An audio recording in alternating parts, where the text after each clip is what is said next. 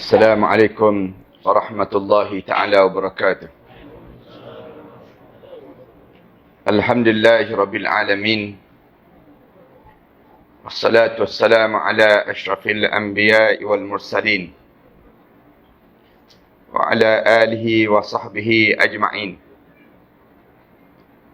Subhanaka la ilma lana illa ma 'allamtana innaka antal alimul hakim. Rabbi shrah li sadri wa yassir li amri wahlul 'uqdatam min lisani yafqahu qawli. Rabbi yassir wa la tu'assir wa tammim bil khair. Qala Allah Ta'ala fi kitabil aziz ba'da a'udzu billahi minasyaitonir rajim. Bismillahirrahmanirrahim. Hatta idza jaa ahadahumul maut qala rabbi irji'un la'alli a'malu salihan fima tarakt. Kalla innaha kalimatun huwa qailuha wa min waraihim barzakhun ila yaumi yub'asun. Sehinggalah sampai saat kematian di kalangan manusia ini. Apabila mati saja anak Adam ini, mula dibaringkan jenazahnya di dalam kubur, kebanyakan mulut-mulut masing-masing mula menyebut, Qala Rabbi irji'un. Tuhanku, berilah peluang untuk aku kembali hidup di atas dunia. Kalaulah aku diberi peluang untuk kembali hidup, aku akan lakukan balik amalan soleh yang aku tertinggal waktu mana aku hidup dahulu. Jawablah malaikat pada orang yang dah mati ni, Kalla, sekali-kali kamu jangan berharap untuk kamu kembali hidup. Innaha kalimatun huwa qailuha. Hanya mulut-mulut kamu saja yang mengulang kata untuk kembali hidup. Wa min waraihim barzakhun ila yaumi yub'asun. Sedangkan di belakang kamu sekarang, kamu sedang melalui saat barzakh. Sampailah kamu dibangkitkan kembali pada hari kebangkitan nanti.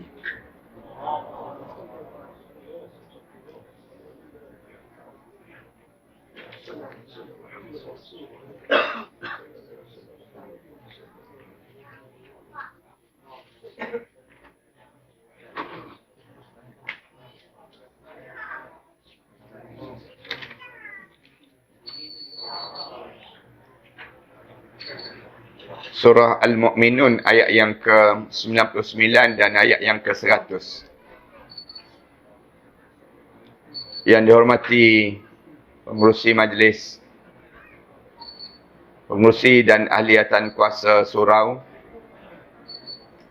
pimpinan-pimpinan di semua peringkat, para alim ulama, para asatizah, muslimin dan muslimat yang dikasihi sekalian. Alhamdulillah, kita syukur pada Allah kerana pada malam yang baik ini kita diketemukan kita di dalam taman, pada taman-taman syurga ini. Mudah-mudahan apabila Allah pilih kita berada dalam taman, pada taman-taman syurga ini, kita juga akan dipilih oleh Allah untuk berada dalam taman, pada taman-taman syurga di akhirat nanti. Syukurnya pada Allah kerana Allah sayang pada kita, sehingga kan Allah gerakkan badan kita dan jasad kita dan keluarga kita untuk datang duduk sekejap di antara maghrib dan isyak ini, dengan tujuan untuk kita sama-sama memuhasabah ataupun kita duduk menung seketika yang diajar oleh para alim ulama, diajar oleh Rasulullah sallallahu alaihi wasallam. Ijlis bina nu'minu sa'ah. Duduk bersama dengan kita untuk kita menunjukkan keimanan kita kepada Allah Subhanahu wa taala. Malam ni kita buktikan keimanan tersebut dengan kita datang untuk kita sama-sama berfikir ataupun sama-sama kita merenung diri dan perjalanan hidup kita yang akan datang. Kerana hidup kita ni, kita tak fikir yang kita ni akan hidup selama-lamanya di dunia ini. Semua orang tahu yang tak ada seorang lagi pun kekal di atas dunia ini. Depan kita nanti kita akan bertemu dengan alam yang jauh lebih besar daripada alam ini. Alam yang disebut dengan alam barzakh. Kita akan sampai sekejap lagi. Di antara kita dengan barzakh, Allah jadikan titik pemisahan dengan kematian. Allah akan matikan dahulu kita, barulah kita akan hidup di alam barzakh. Lepas pada kita mati, kita hidup di alam barzakh, Allah tak jadikan jalan tersebut sudah jalan mati. Belum lagi. Allah jadikan lagi alam yang keempat yang kita kena hidup. Kita kena bangun lagi di alam yang keempat. Yang disebut dalam ayat yang saya baca sebentar tadi. Yauma yub'asun. Hari yang disebut dengan hari kebangkitan. Bangkit kita di alam yang keempat ini dipanggil alam mahsyar.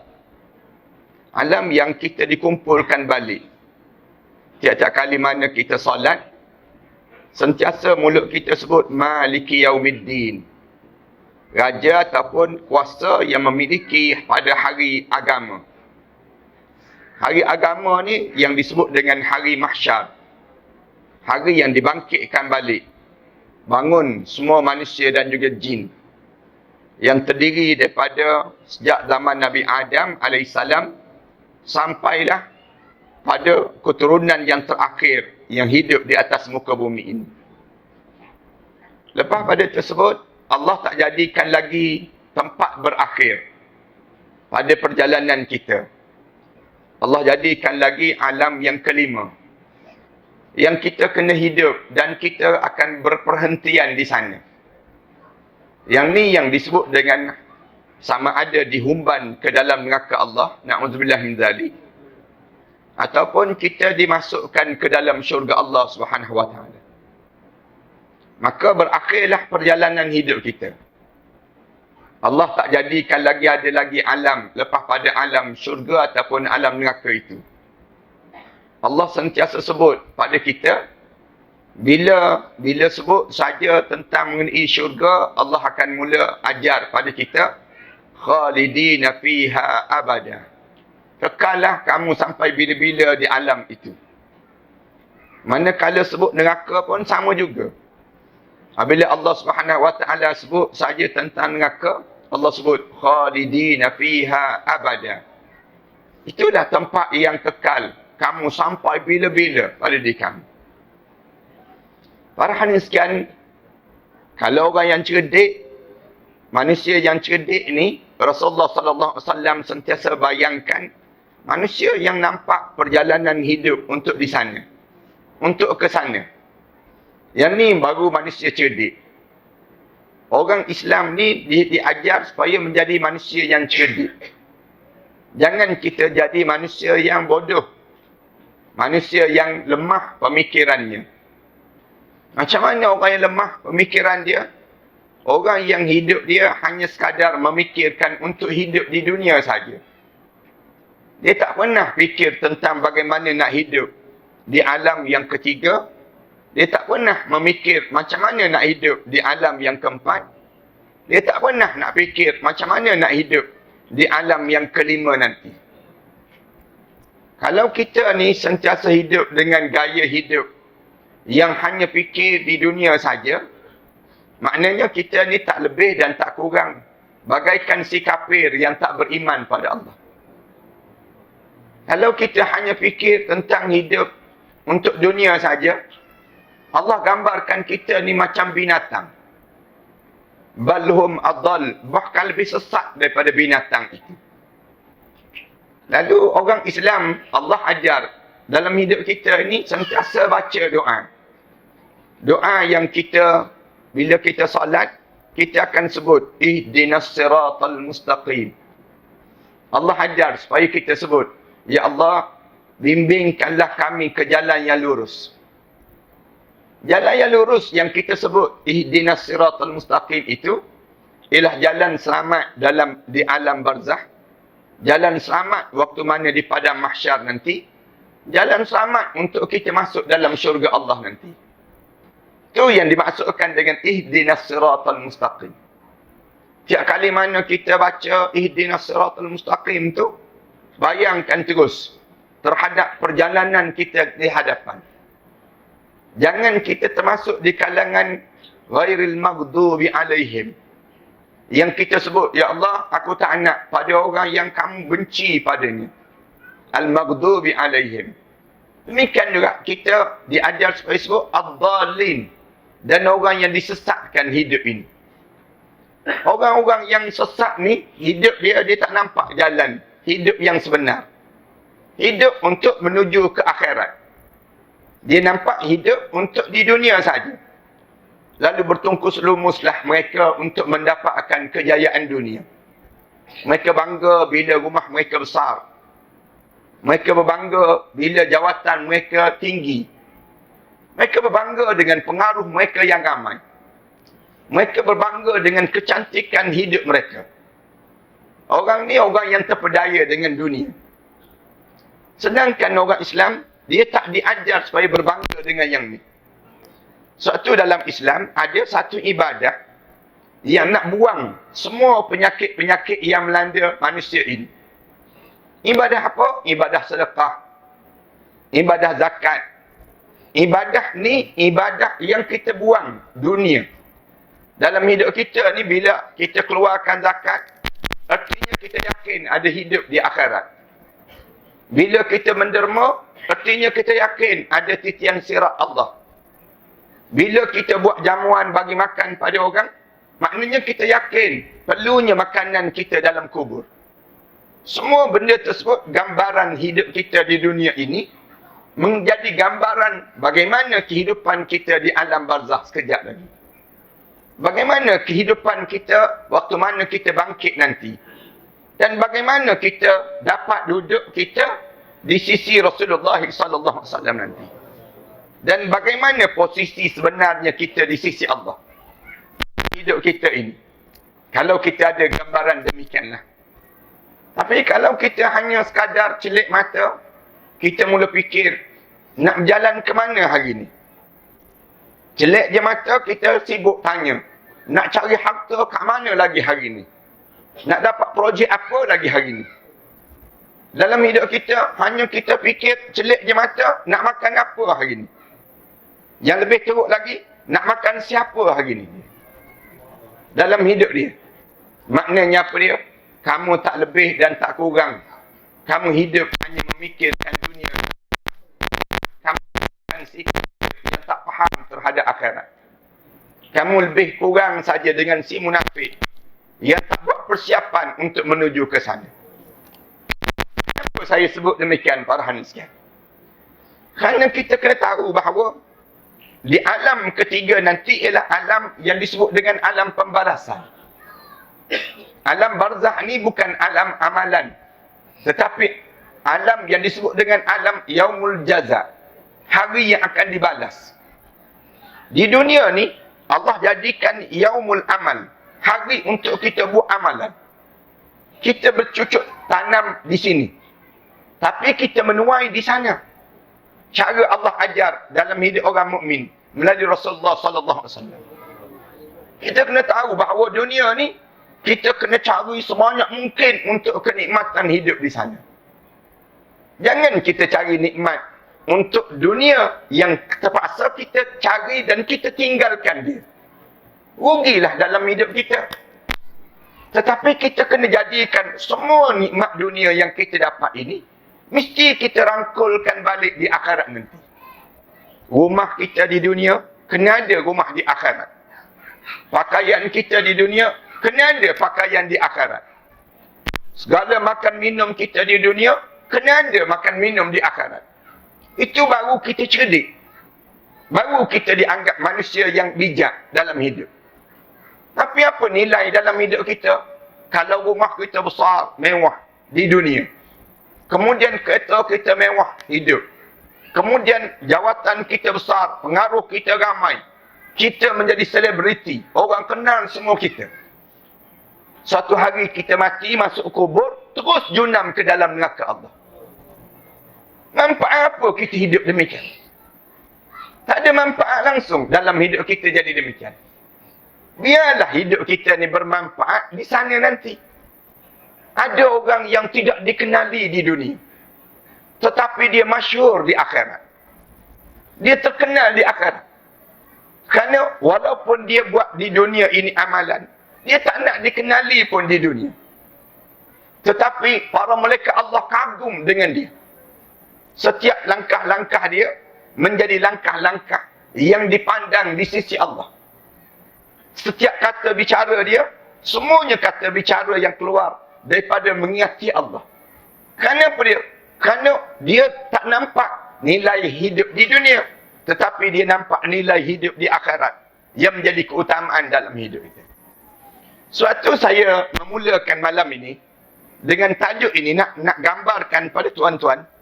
Sebab apa seringkali disebut Rasulullah sallallahu alaihi wasallam sendiri diajar supaya sebut tentang kematian. Aksiru hazimul ladzat. Rasulullah sebut demikian. Dalam hidup kamu kena banyakkan sebut tentang benda yang boleh menghancurkan kelazatan. Rasulullah bila demikian, sahabat-sahabat mendengar, dengar. Apa benda yang boleh menghancurkan kelazatan ini? Rasulullah sebut zikrul maut. Sebut tentang mati. Rasulullah kata, kafa bil mauti wa'iza. Memadai bagi kamu, bila kamu sebut tentang mati, dia menjadi peringatan yang besar dalam hidup kamu. Orang yang tak nak cerita tentang mati, dia akan sibuk bercerita tentang dunia yang tak berkehabisan. Dia mula jadi tamak terhadap dunia.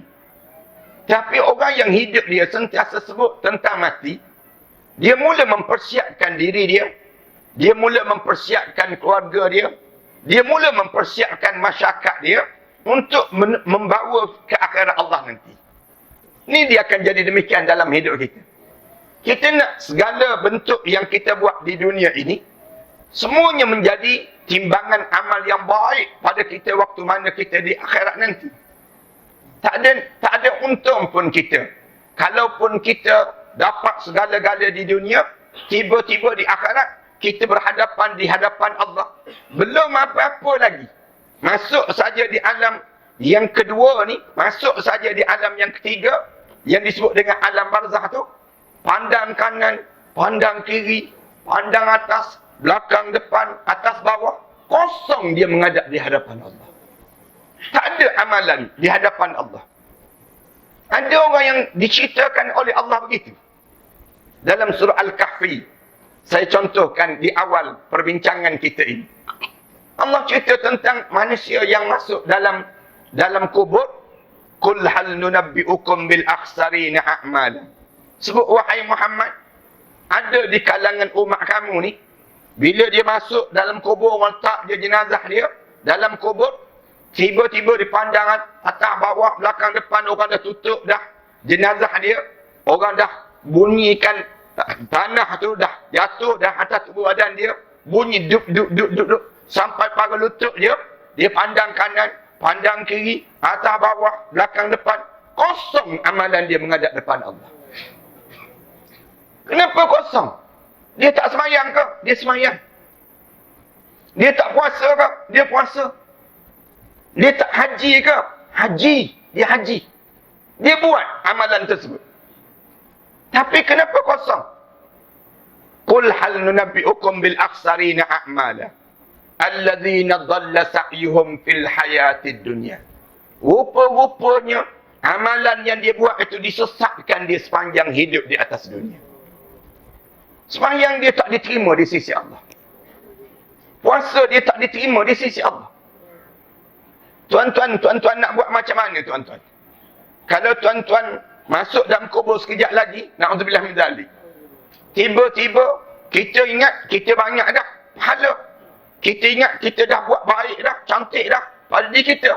Masuk dalam kubur, tengok-tengok tak ada. Semayang tak ada, puasa tak ada, zakat tak ada, haji tak ada. Aksarina a'mala. Kerugian dengan amalan dia. Kenapa? Alladzina dhalla sa'yuhum fil hayatid dunya. Dia sesat sepanjang dia hidup di atas dunia. Wa hum yahsabuna annahum yuhsinuna sun'a.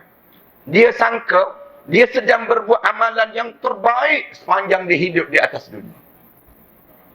Kan kita dengarkan hadis Rasulullah sebut tentang mengenai kam min sha'im laisa lahu illa al-ju' wal 'atash. Berapa ramai orang yang puasa, dia tak dapat apa-apa daripada puasa dia kecuali lapar dan dahaga semata-mata. Dalam hadis yang lain Rasulullah sebut wa kam min qa'im. Berapa ramai orang yang bangun malam, laisa lahu illa al-ju' illa at-ta'ab wan nasab. Berapa ramai orang yang bangun tahajud malam, dia tak dapat apa-apa daripada bangun tahajud malam kecuali dia dapat lelah dan juga letih saja dalam hidup dia. Kenapa jadi demikian? Kerana kita tak perhati betul-betul. Ada sebab yang kita terleka, yang kita tak lakukan dalam hidup kita ini, yang menyebabkan amalan kita tak diterima di sisi Allah. Yang lebih bahaya lagi, dalam ayat Al-Quran yang lain Allah cerita, orang yang hidup dalam keadaan orang Islam, yang dia hidup ni, dia tak peduli terhadap syariat Allah. Dia tak tutup aurat, dia tak semayang, dia tak puasa, tapi dia orang Islam. Dia orang Islam. Dalam hidup dia, kalau kita tanya dia, kamu Islam ke kafir? Islam. Jangan sebut-sebut kafir ni. Marah pula dia. Tapi hidup dia, kita tanya, kenapa kamu tak semayang? Kenapa kamu tak tutup aurat? Kenapa kamu tak jaga syariat dalam hidup kamu? Kenapa kamu hidup? Yang peliknya dia ni, tak semayang, tapi dalam keadaan rezeki yang banyak. Yang pelik orang ni, dia tak keluar zakat, tapi sihat tubuh badan dia. Ada orang yang dia tak puasa, tapi dia orang Islam, dia tak puasa, tapi bergaya sakan. Dia bukan main lagi bersemangat, baju raya saja 10 pasang. Beria dia. Ada di kalangan kita dia orang Islam, dia tak tutup aurat pun, tapi ada je jodoh dalam hidup dia. Kahwin cerai dalam hidup dia. Kita yang kita ni hidup cari bunga tak jumpa bunga. Wah mandi bunga tak jumpa bunga.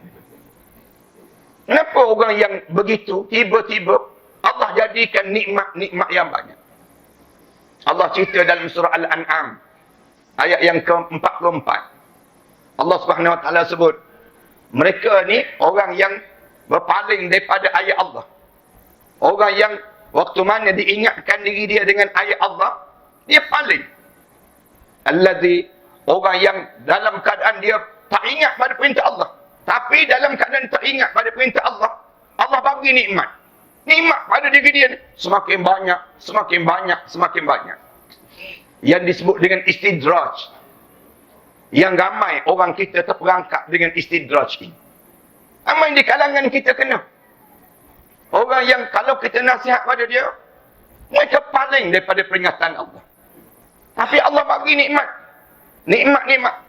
Sampai bila? Hatta idza farihu bima utu. Sehingga dia rasa gembira sungguh dengan nikmat tersebut.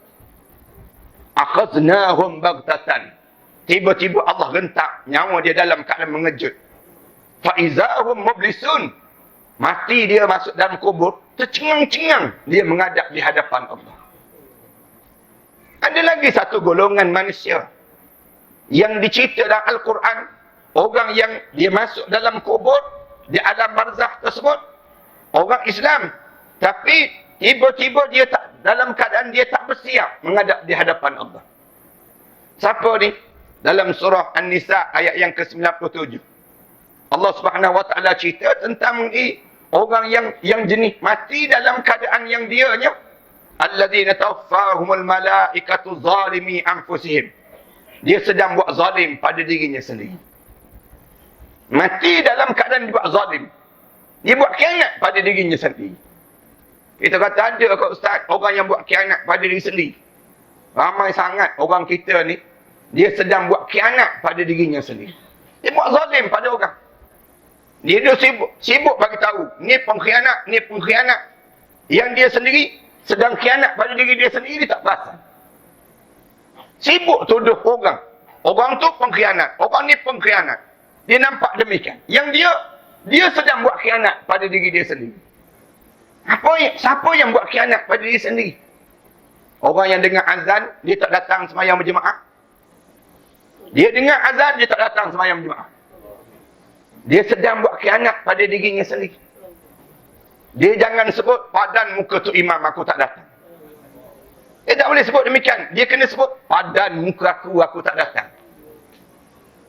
Orang yang buat khianat pada diri sendiri, membiarkan diri dia tak boleh baca Quran. Saya biasa sebut demikian. Dan jangan ada di kalangan kita yang tak boleh baca Quran. Sampai hidup tak boleh baca Quran.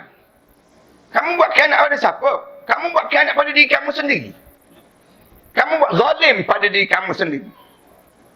Khianat pada diri sendiri. Dalam keadaan yang dia biarkan diri dia. Orang tanya, Quran boleh baca? Tak boleh. Habis tu kalau mati nanti, ada ramai anak-anak pelajar tahfiz boleh baca. Dia boleh jawab demikian. Orang ni, kalau dia masuk dalam kubur sekejap lagi, confirm dia tak lepas menghadap depan Allah. Masuk dalam kubur je, malaikat tanya pada dia.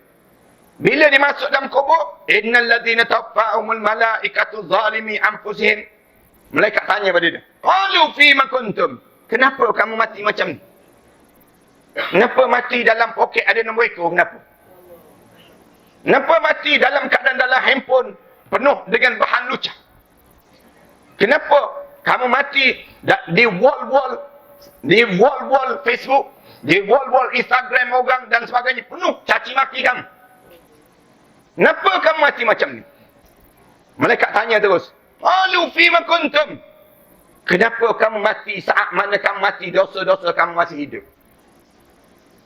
Dia jawab, qalu kunna mustad'afina fil ard. Malaikat, kami orang yang lemah di atas dunia dahulu. Dia jawab pada malaikat, kami tak sempat malaikat. Nak belajar-belajar ni tak sempat. Masuk dalam kubur, malaikat tanya dia, dengan siapa kamu belajar tafsir Al-Quran? Dengan siapa alim ulama yang kamu tumpang di atas dunia?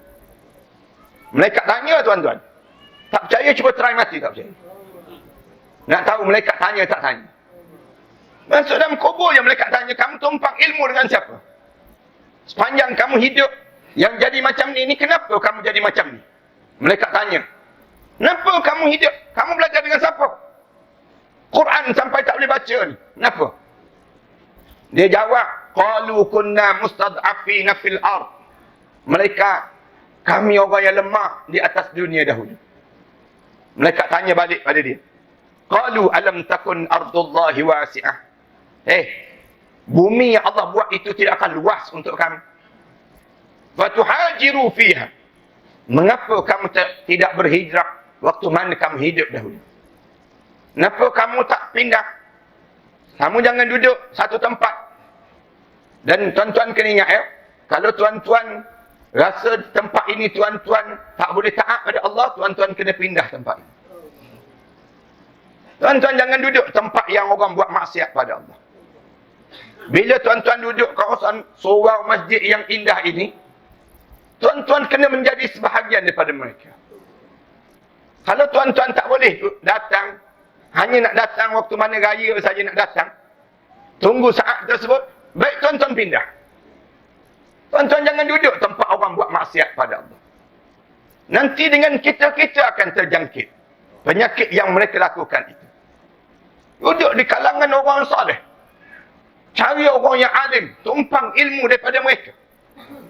Tumpang yang disebut dengan keberkatan hidup mereka tersebut.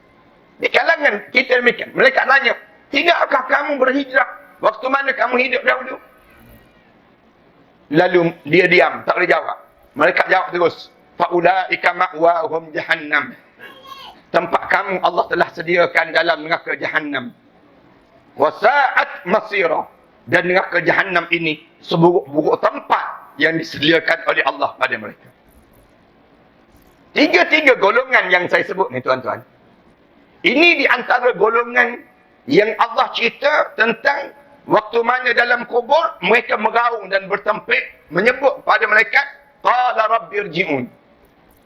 Malaikat, tolonglah bagi tahu pada Allah, saya nak kembali hidup di atas dunia. Tuan-tuan jangan sebut kalimah ni kejap lagi. Bila tuan-tuan masuk dalam kubur dan saya masuk dalam kubur, jangan ada seorang pun yang ulang kata sebut dia nak hidup balik. Dia sebut, qala rabbirji'un. Waktu mana mula-mula letak jenazah lagi. Jenazah baru letak je. Mula hidup di alam barzah. Waktu mana? Alim ulama tanya. Bila bermulanya alam barzah ni? Ditanya. Barzah ni bila bermula? Bila berlakunya kematian. Bila berlaku kematian? Kematian ni berlaku bila? Ditanya lagi di kalangan kita. Bila berlaku kematian? Bila lepas melalui saat sakaratul maut. Mesti ada sakarat dahulu. Baru ada kematian. Semua di kalangan kita ni ada sakarat. Kecuali orang mati syahid. Orang mati syahid, dia tidak akan melalui sakarat. Sakarat ni berlaku bila? Kita tanya lagi. Sebelum kita nak faham terhadap alam barzah ini. Sakarat ni berlaku bila? Ulama' sebut berdasar pada hadis Rasulullah, berdasar apa yang diajar oleh Rasulullah sallallahu alaihi wasallam, sakarat ini berlaku bila hijab mata kita mula terbuka. Bila Allah mula selak dia hijab mata kita nampak malaikat-malaikat mula berduyun-duyun turun, itu sakarat. Itu sakarat. Ada tanda-tanda nak berlaku sakarat. Dalam hadis Rasulullah cerita, nak berlaku sakarat ni, bila tanda-tanda? Bila kita mula dah beruban. Bila kita dah ada uban. Bila kita ni, disebut lagi, bila kita dah ada penyakit. Penyakit yang berpanjangan. Bila kita dalam hidup kita, usia kita sampai umur 60 tahun. Siapa orang yang mencecah umur dia 60 tahun, maka dia berlaku sakarat. 60 tahun tu, tak payah berangan-angan lah nak jadi Perdana Menteri lagi. Bila sampai usia 60 tahun, berfikir tentang macam mana kita ke syurga ke neraka. Mula di saat mana usia 60 tahun tu, pada di kita ni, masa tu masa sakarat. Sebab dalam hadis Rasulullah sebut, a'maru ummati baina 60 wa 70. Umur umat aku di antara 60 tahun hingga 70 tahun. Umur kita ni panjang sangat pun 60 tahun hingga 70 tahun. Kalau lebih 70 tahun, umur kita ni umur bonus. Umur bonus lah. Dalam tempoh 60 tahun hingga 70 tahun tu, umur confirm mati. Umur confirm mati. Dan ulama' dijadikan siapa yang usia dia 60 tahun, dia kena telah bersedia untuk dia menghadap di hadapan Allah bila-bila masa. 60 tahun ni dalam kalender Masihi yang disebut 57 tahun kalender Masihi. Sebab saya tengok ada macam nampak lega lagi, baru di 57. Dalam usia 57, usia 60 dalam kalender Islam. Siapa yang mencecah usia 60 tahun tu, di saat bila? Umur dia 57, kalender Masihi. Kalender Masihi ini, kalender yang kita sentiasa bilang ini, di kalangan kita. Sebenarnya, mengikut kiraan, umur dia dah 60. Siapa yang umur 60 tahun, masa kematian dia sedang melalui masa sakarat. Dan masa sakarat ni ada dua fasa. Ulama sebut. Satu fasa yang kecil, satu lagi fasa yang besar. Sakarat berlaku. Fasa yang kecil ni apa dia? Allah jadikan kesihatan kita mula menurun. Kemudian kita mula kabur mata kita. Cakapan kita dah mula tak teratur. Kemudian tidur kita banyak sikit daripada masa kita hidup ini. Masa kita banyak nak tidur, nak rehat je pada diri kita. Masa demikian. Itu tanda sakarat yang sedang berlaku dalam kehidupan kita. Kemudian masa sakarat yang besar, hijab mata diselak. Bila hijab mata diselak, mula kita nampak terus malaikat berduyun-duyun turun. Berdiri malaikat depan muka kita. Malaikat berdiri saja, malaikat mula sebut terus, wahai anak Adam, aku cari setitik air untuk kamu telan, sudah tidak ada. Aku cari sepatah kataan yang keluar daripada mulut kamu, sudah tidak ada. Aku cari selangkah untuk kamu bergerak sudah tidak ada. Wahai roh, sila keluar daripada jasad ini. Bila istihar je, wahai roh, sila keluar daripada jasad ini. Roh mukmin akan mula bagi salam terus. Roh-roh orang mukmin ni, di liang-liang sendi kita ni, masing-masing sebut terus, Assalamualaikum, Assalamualaikum. Kita berjumpa di akhirat. Kita berjumpa di akhirat. Roh orang mukmin semua bagi salam di antara satu sama lain. Kita dah mula berakhir kehidupan kita dalam jasad ini, semua bagi salam. Di antara sendi-sendi ni, mula bagi salam satu sama lain.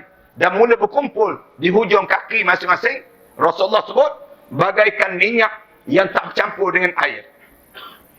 Roh mukmin kumpul di hujung kaki, mula ditarik daripada hujung kaki. Di saat itu, mula dirasakan sakaratul maut. Sakarat, Rasulullah sallallahu alaihi wasallam sebut, inna sakaratun azim. Sakarat ini satu benda yang menggemparkan. Kena sakarat je. Mula tarik je. Kamu jadi hilang segala nikmat yang kamu miliki saat itu. Kamu tak akan rasa lagi betapa nikmatnya makanan. Betapa nikmatnya perkahwinan. Betapa nikmatnya yang disebut dengan pergaulan seharian. Hilang. Tak rasa langsung. Mula kamu rasa kesakitan yang disebut dengan sakarat yang amat membingungkan. Rasulullah ajar baca doa supaya Allah ringankan sakarat kita. Nak suruh kitanya tahu saat itu bermula perjalanan kita untuk bergerak ke alam yang ketiga yang disebut dengan alam barzakh. Bagi yang tidak mukmin jauh lebih sakit. Bila diisytiharkan saja, wahai roh, sila keluar daripada jasad ini. Bertempiaran lari. Roh-roh ni lari sehingga nampak merah kemegahan di liang-liang roma. Tak nak keluar. Roh ni tak nak keluar. Lalu Rasulullah cerita, ditarik roh ini daripada hujung kaki. Yang disebut oleh dalam hadis, yang disebut dengan dalam hadis yang panjang ini, bagaimana diceritakan ditarik daripada hujung kaki, rasa sakit itu, roh ni pegang di segenap daging-daging yang dia berada tu, dia tak nak direntak tarik. Tarik ni mereka umum terus. Waja'at sakratul maut bil haqq. Waja'at sakratul maut bil haqq. Dzalika ma kunta minhu tahid. Telah datang saat sakaratul maut yang penuh dengan kebenaran. Inilah masa yang sering kali kamu lari-larikan diri sepanjang kamu hidup di atas dunia dah. Istihar je begitu, tarik. Hujung kaki tarik, naik sampai ke lutut. Kumpulan yang pertama. Waktu tu syaitan mula ganggu. Tuan-tuan kena berhati-hati betul-betul. Di waktu ini, di antara benda yang paling penting untuk kita jaga hati jangan berbolak-balik. Hati masa ni mesti kemas. Mesti kejap. Sebab ramai orang, bila dia mula ditarik daripada hujung kaki, hati dia berbolak-balik. Datang buruk sangka dia dengan Allah. Datang buruk sangka dia dengan Allah. Kenapa mesti aku mati, ya Allah? Sedangkan aku baru umur 60 lebih baru, ya Allah. Orang lain umur 70 lebih, 80 lebih, tak mati-mati lagi, ya Allah. Dia mula jadi buruk sangka. Dalam hadis Rasulullah sebut yang ni, man ahabba liqa Allah, ahabba Allahu liqa'ah. Wa man kariha liqa Allah, kariha Allahu liqa'ah.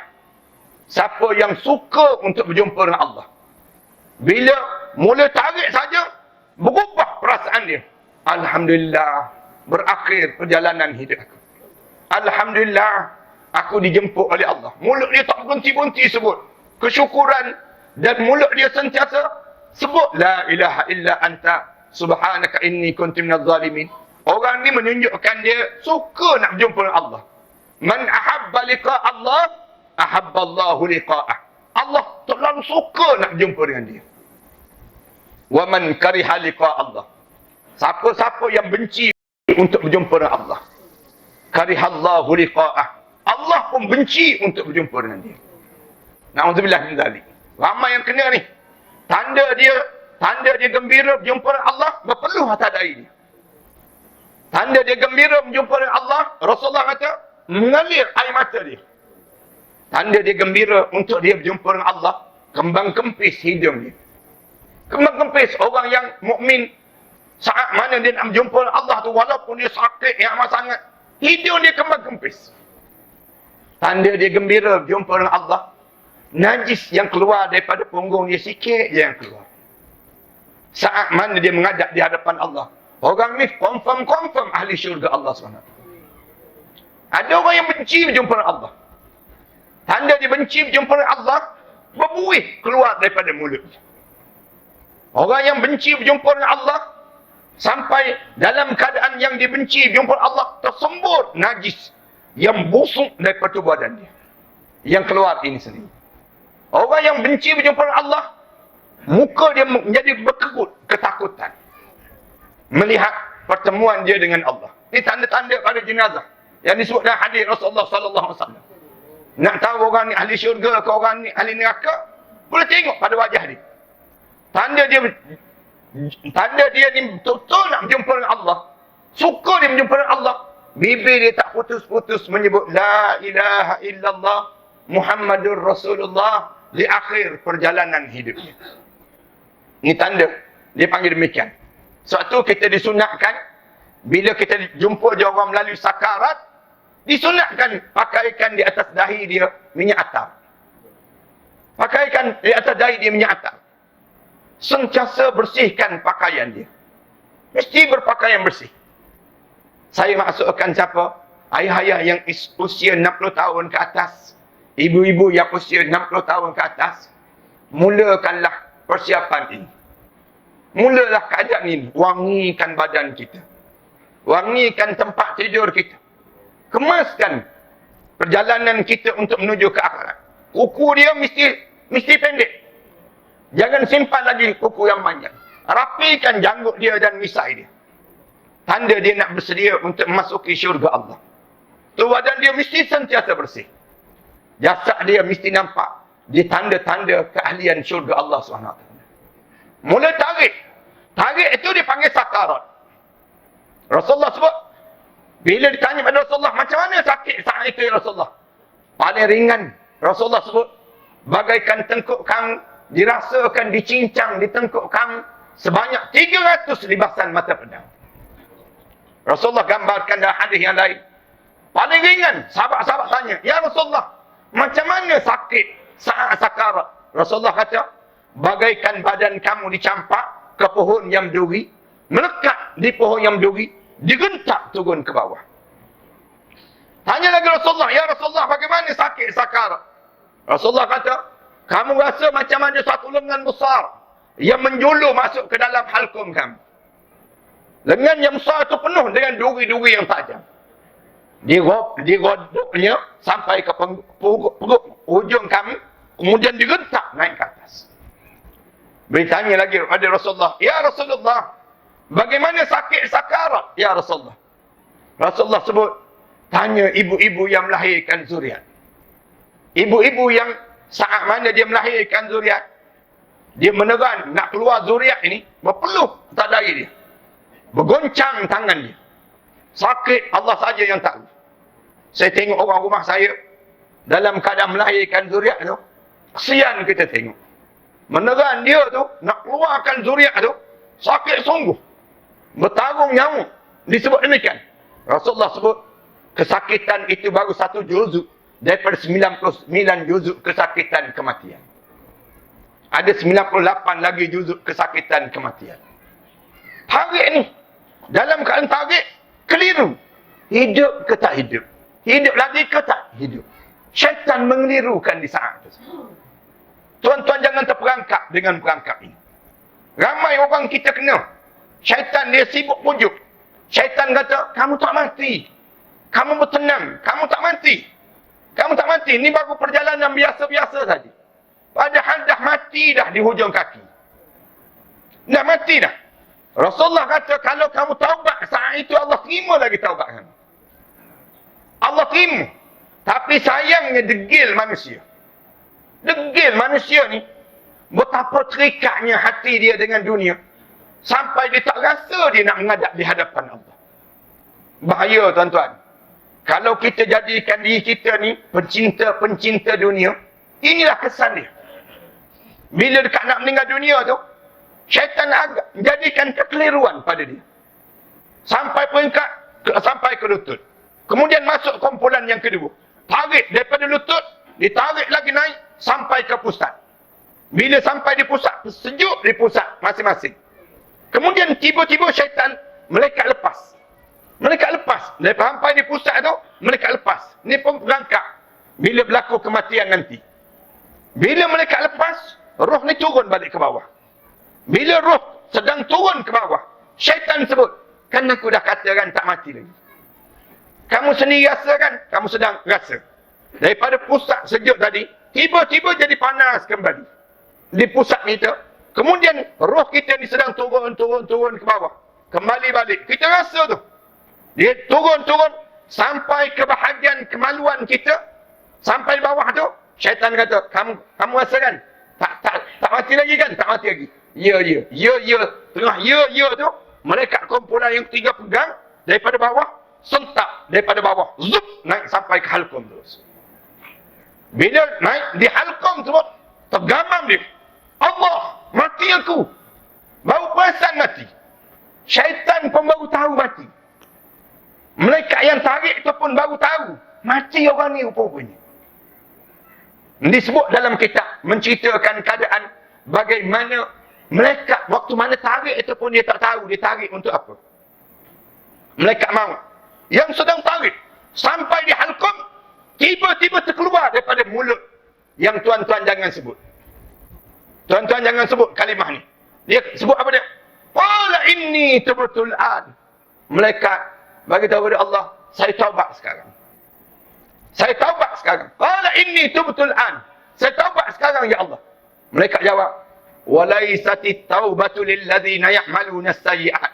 Tidak dianggap taubat orang yang hidup dia membiarkan diri dia bergelumang dengan perkara-perkara yang tak baik.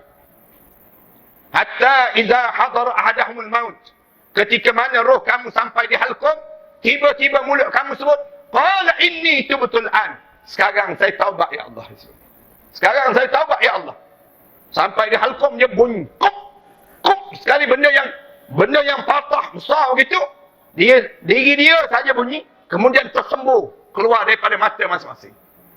Roh ni keluar, dia masuk dalam bekas yang warna hitam. Bermula kematian pada seseorang. Kita bila sampai di halkum, ingat pesan yang kita sebut pada malam ni. Apa dia? Bila roh sampai di halkum, mulut sebut terus, la ilaha illallah Muhammadur Rasulullah. Rasulullah sebut, man qala la ilaha illallah fi akhir umurihi dakhalal jannah. Rasulullah sebut, siapa yang sebut la ilaha illallah di akhir perjalanan hidup dia, dijamin tempat dia dalam syurga. Mudah-mudahan semua yang hadir malam ni di kalangan ahli syurga. Tapi janganlah sampai di halkum saja. Sampai di halkum ni, tiba-tiba dia sebut, malaikat, saya taubat. Turun terus malaikat. Tegur pada dia, kalla, idza balagatit taraqi. Jangan begitu hidup ni. Bila sampai roh kamu sampai di taraqi. Wa qila man raq. Malaikat cabar terus. Siapa yang boleh turunkan balik roh kamu sekarang? Kamu doktor kan? Kamu turunkan kembali doktor roh kamu. Kamu ustaz kan? Kamu turun kembali roh kamu ustaz. Kamu tuanku kan? Kamu turun kembali roh kamu wahai tuanku. Wa qila man raq. Wa dhanna annahu al-firaq. Dia perasan terus, mati dah aku mati. Wal taffatis saq bis-saq. Mata dia terbeliak, pandang kanan, pandang kiri, habis-habis aku. Na'udzubillah min dzalik. Keluar, baru habis perjalanan di alam sakar, di suasana sakar. Baru kita berlaku yang disebut dengan kematian. Kematian, dalam keadaan kematian ni, ulama sebut, dua je keadaan. Naik menghadap depan Allah, menghadap di langit yang pertama tu kedengaran penjaga langit yang pertama sebut, roh siapa kak ini? Lalu dia roh fulan bin fulan, fulanah binti fulan. Roh malaikat sebut, roh ni wangi, semerbak, datang daripada orang saleh, kehidupan dia yang saleh. Mereka kata, iringkan dia sampai ke menghadap di hadapan Allah, kedengaran di arasy Allah sebut, tentukan dia di kalangan ahli syurga illiyin. Turun terus. Mudah-mudahan semua yang hadir malam ni di kalangan ahli syurga ini. Turun terus. Berdiri di hujung kepala masing-masing. Roh yang tak mukmin bila naik saja, bau busuk tak besar cerita dah. Dua makhluk je yang tak bang. Jin dan juga manusia. Yang lain semua bang. Busuk sangat. Penjaga langit yang pertama tanya, roh siapakah ini? Bau busuk dengan keadaan yang gelap. Dalam keadaan ketakutan sebegini. Dia jawab, roh fulan bin fulan. Fulanah binti fulan. Penjaga langit yang pertama sebut, celaka dan bangsalah roh ini. Hidup dalam keadaan jahat. Mampus pun dalam keadaan jahat. Kemudian, dalam selang-seli tersebut, keadaan cuba tembus, kedengaran di arasy Allah sebut. Tentukan dia dalam neraka sijin. Na'udzubillah. Sebut neraka sijin turun. Melayang jatuh. Sampai ke roh, di hujung kepala masing-masing, berdiri tegak je. Nampak siapa yang datang nak mandikan jenazah kita. Kita rasa saat mana orang buka muka kita. Kita rasa saat mana orang usap di pipi kanan, pipi kiri kita. Rasa ciuman di atas dahi kita. Kita boleh nampak berapa orang datang nak mandikan jenazah kita. Masa itu bermulalah yang disebut dengan alam barzah. Yang dimaksudkan oleh para alim ulama, barzah dunia. Barzah dunia baru. Nampak semua. Kita boleh nampak, kita dengar suara siapa yang datang. Sampai Rasulullah pesan, jangan benarkan orang yang dia benci di atas dunia datang untuk ziarah jenazah dia. Rasulullah pesan demikian ya. Ada orang yang dia tak suka pada seseorang. Lalu di waktu mana dia meninggal dunia, janganlah dia datang. Tak perlu pun dia hadir. Kenapa tak perlu dia hadir? Nanti dia caci maki dan cela. Kehadiran dia disebut padan muka kau. Kau rasa dah mereka mengaminkan kata-kata orang tersebut. Yang ni disebut demikian. Orang-orang yang tak saleh. Datangkan orang saleh. Bila datang orang saleh, dia rasa bangga sangat. Mereka turut serta dengan kehadiran orang yang saleh. Membacakan doa untuk dia. Memudahkan perjalanan dia. Waktu mana dia mula diusung, dia nampak berapa orang yang usung jenazah dia. Bila dibawa untuk solat, kita nampak berapa orang yang solatkan jenazah kita. Itulah sebenar sahabat-sahabat kita sepanjang kita hidup di atas dunia ini. Kalau lebih 40 orang je, lebih 40 orang salih je, syurgalah pada diri kita. Syurgalah untuk diri kita. Yang disebut dalam hadis Rasulullah sebut, hadirkan orang salih. Waktu mana sembahyangkan jenazah seseorang. Supaya bila orang salih datang, orang ni akan baca doa. Madai orang salih baca doa, Allahumma ighfir lahu. Ya Allah, tolong ampunkan dosa dia. Gugur dosa dia saat ini. Ini besar ni lah. Sebab tu hidup ni kena berkawan dengan orang salih. Jangan berkawan dengan orang yang salih. Orang yang jahat.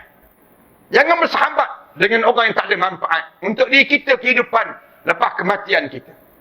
Bila jenazah kita diusung oleh orang salih dan disolatkan di kalangan orang salih, bawa sampai ke kuburan, mereka tolong baca doa.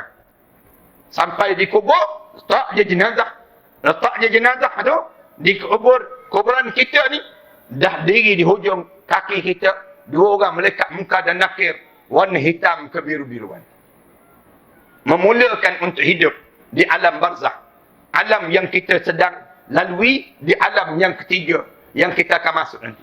Angkat je jenazah kita, turun saja dalam liang lahat. Bila turun saja dalam liang lahat tu, rasa terus pengaman yang pertama. Pang terus. Pang terus. Dia panggil ad-darat. Ad-darat maksudnya himpitan kubur.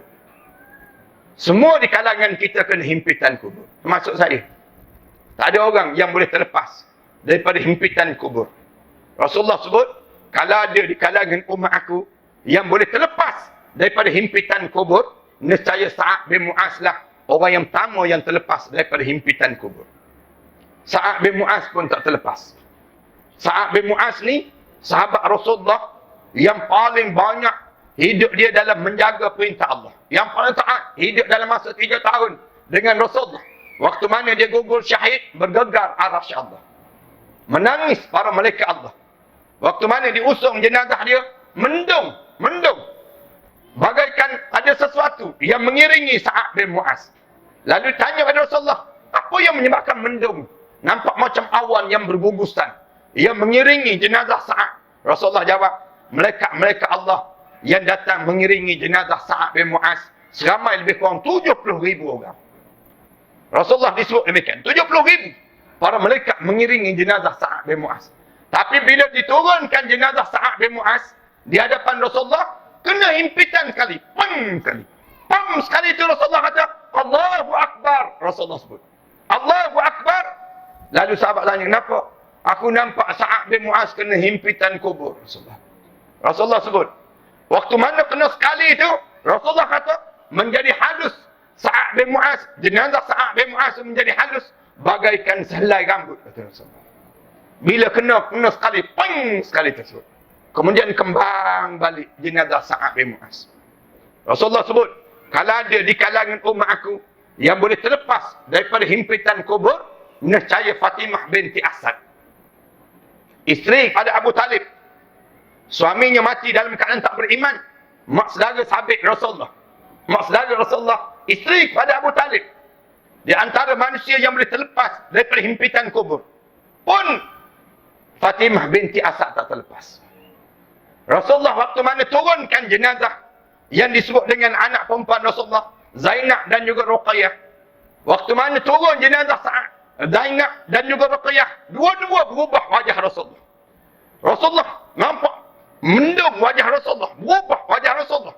Rasulullah Amerika naik atas kubur tu, Rasulullah genggam tanah. Rasulullah kepal tanah ni, Rasulullah pegang tanah tu, Rasulullah lenyit-lenyitkan tanah tu, pegang kuat-kuat.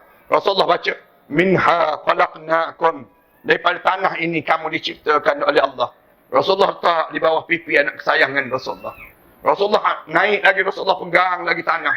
Kemudian Rasulullah kepal lagi tangan Rasulullah. Rasulullah sebut, wa fiha nu'idukum, daripada tanah kamu akan dan kepada tanah dikembalikan kamu. Daripada tanah kamu diciptakan ini, kemudian kepada tanah kamu dikembalikan. Rasulullah ambil tanah, genggam lagi, Rasulullah kepal lagi tanah tersebut. Rasulullah baca lagi, wa minha nukhrijukum taratan ukhra, daripada tanah ini kamu akan dibangkitkan lagi di akhirat nanti, di tempat ini nanti. Rasulullah letak di hujung kaki anak perempuan Rasulullah. Kemudian Rasulullah naik atas kubur. Kemudian Rasulullah baca doa. Kemudian selesai daripada itu, kemudian ditutup saja. Sahabat-sahabat tanya Rasulullah, 2 kali ya Rasulullah, kami pandang keadaan kamu waktu mana kamu kebumikan anak kesayangan kamu, Zainab dan juga Ruqayyah. Dua-dua berubah wajah kamu ya Rasulullah. Kenapa ya Rasulullah? Rasulullah sebut kedua-duanya, aku lihat mereka berdua kena himpitan kubur. Rasulullah sebut, mereka kena himpitan kubur.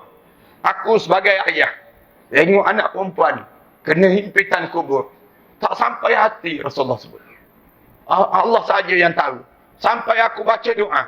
Dengan aku baca doa itu dan aku letakkan tanah itu, menyebabkan kuburnya menjadi lapang selapang-lapang. Rasulullah sebut demikian dan berubah menjadi dalam keadaan ketenangan pada anak perempuan Rasulullah sallallahu alaihi wasallam.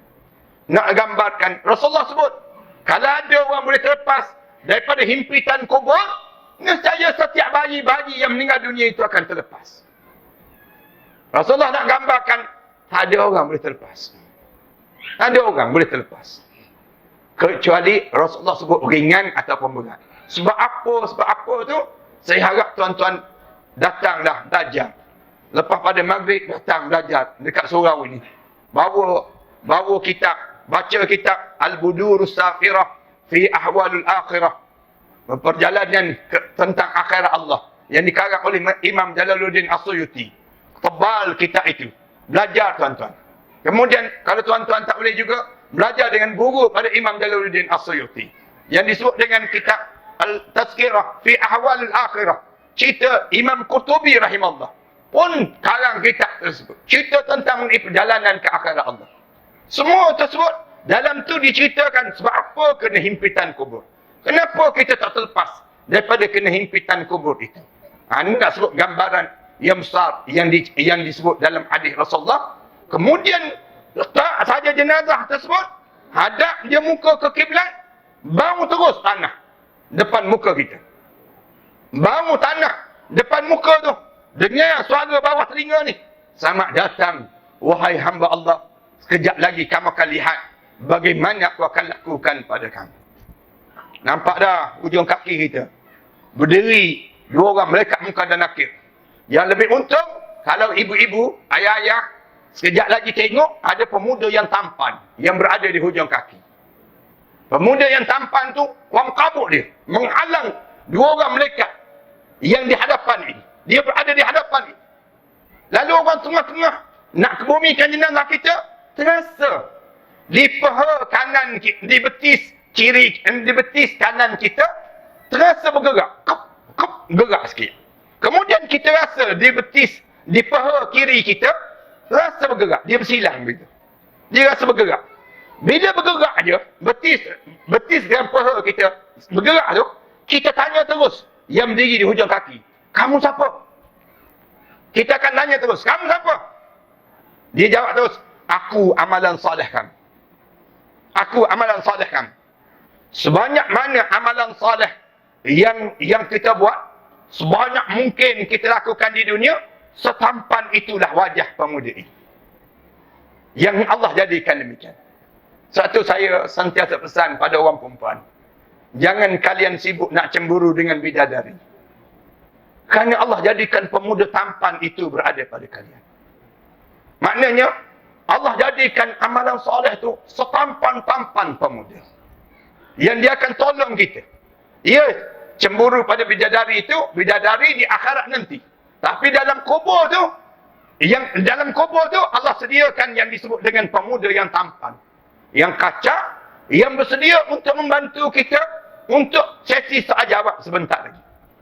Bila tutup saja lihan lahat kita, tutup, dia ada malaikat khusus yang jaga amalan ini. Tutup je lihan lahat kita ni, kemudian mula bunyi tanah-tanah yang turun. Turun tanah-tanah sebut sampai pagar lutut je. Sampai pagar lutut. Datang dah malaikat muka dan nakir depan muka kita. Mula halau salat kita, mula halau zakat kita, mula halau haji kita, ada satu je amalan yang dia tak mampu halau. Yang saya baca dan saya belajar daripada guru saya, itu Al-Quran yang dibaca sebelum mana subuh. Innal Quran al-fajr kana mashhuda. Al-Quran yang dibaca sebelum mana subuh akan menjadi peguam bela padanya sewaktu mana dia dalam kubur sementara. Kalau ayah-ayah, ibu-ibu yang bangun awal pagi itu, bukan hanya kita baca zikir-zikir sebelum subuh. Baca Quran. Sebaik-baik baca Quran. Baca Quran sebelum mana subuh. Bila kita baca Quran sebelum mana subuh, yang lain tu kena halau. Quran ni tak boleh dihalau. Mereka tanya dia, siapa kamu? Dia jawab, aku peguam bela pada ni. Aku Quran yang dibaca sebelum mana subuh, waktu mana dia hidup dahulu. Dia jawab demikian. Kemudian kenapa kamu tak berlalu daripada dia? Mereka tanya pada dia. Mereka muka dan nakir tanya pada dia. Kenapa kamu tak jauh? Amalan salat sebelah kanan. Amalan zakat sebelah kiri. Amalan-amalan yang lain semua mengelilingi jasadnya. Untuk membantu dia. Tiba-tiba bila mereka halau, yang ni je tak boleh berlalu. Yang Al-Quran dia tak boleh berlalu. Waktu tersebut, lalu dia jawab, aku menjadi peguam bela padanya. Kamu nak tanya soalan padanya, kamu tanya pada aku akan jawab bagi pihaknya. Allah sebut demikian padanya. Lalu, ni siapa yang buat nak? Saya sebut keadaan ini. Jangan kita bangun, tiba-tiba kita tak buat apa-apa. Ayah-ayah, ibu-ibu, sebelum ada subuh datang dulu ke masjid. Duduk dulu di surau ni. Saf yang pertama tu, baca Quran. Ingat yang saya pesan. Bila dipesan oleh Rasulullah, dipesan oleh para sahabat. Satu kadang-kadang kita tengok. Kalau kita pergi Mekah, Madinah kan, mereka orang-orang saleh tu, sebelum ada subuh, duduk dulu, baca Quran. Selain daripada solat, mereka akan baca Quran. Kerana Quran sebelum subuh ni menjadi kekuatan pada diri kita waktu mana kita dalam kubur nanti.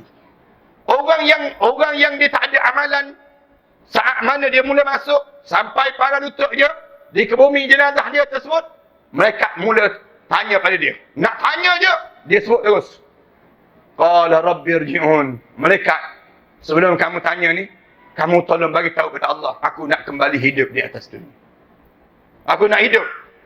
Mereka tanya pada dia, ma rabbuka? Aku nak hidup. Wa man nabiyuka? Siapa Nabi kamu? Bunyi.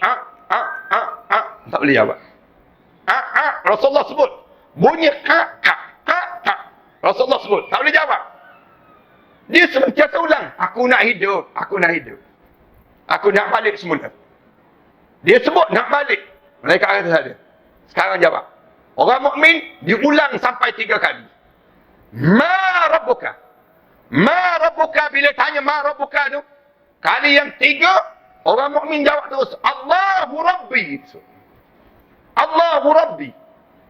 Dia jawab dengan amalan, bukan jawab dengan hafalan. Jawab dengan amalan yang kita buat. Kita hidup ni berkeyakinan dengan Allah bagaimana. Kadang-kadang waktu mana tanya soalan yang pertama, mula-mula lagi. Ma rabbuka. Man rabbuka. Ma rabbuka ataupun man rabbuk. Dua-dua ni ada dalam riwayat. Disebut dua-dua ni ditanya. Sama ada tanya man rabbuk ataupun ma rabbuka. Tanya soalan demikian pada seorang dalam kubur. Kemudian orang mukmin dia akan jawab terus Allahu Rabbi. Bila dia jawab Allahu Rabbi, lapang terus kubur dia. Terbuka kubur dia. Seluas mana? Seluas mata memandang. Dalam satu riwayat yang lain sebut, seluas paling sempit pun 70 hasta. 70 hasta. Kubur dia lapang. Berubah menjadi warna hijau yang cantik. Hijau yang cantik. Kemudian tumbuh rumput-rumput yang daripada rumput yang bau wangi semerbak bauan raihan daripada syurga Allah Subhanahu Wa Taala. Kemudian tanya satu soalan tu je. Ada yang tanya 2 soalan. Ada yang tanya 5 soalan. Ada yang tanya 7 soalan. Berbeza-beza. Berdasar pada amalan seseorang. Bila lapang saja, orang mukmin ini, kubur jenazah dia, mula diheret saja jenazah dia, dibawa dan disandarkan di dinding kubur. Bila disandar di dinding kubur, Rasulullah cerita, melurut kain kafan dia. Turun kain kafan dia. Sahabat-sahabat tanya Rasulullah, rasa macam kita hidup sekarang ni ke ya Rasulullah? Rasulullah jawab, ya, macam kita hidup sekarang. Kamu nampak? Kamu rasa? Waktu mana ditanya saja, roh kamu masuk bahagian kepala. Ada satu riwayat kata, masuk sampai tahap dada. Ada satu riwayat kata, masuk sampai perut masing-masing. Kemudian bila turun saja kain kafan ni, mereka tanya dia, nak hidup balik tak? Allah suruh tanya kamu, nak hidup balik tak? Di samping ditunjukkan tempat matahari tenggelam pada hari pertama dia di alam barzakh. Dia jawab, malaikat, saya tak nak kembali hidup. Tak nak, malaikat. Dia jawab demikian, saya tak nak, malaikat. Tak nak hidup. Malaikat tanya, habis tu kamu nak buat apa? Kamu nak bagaimana?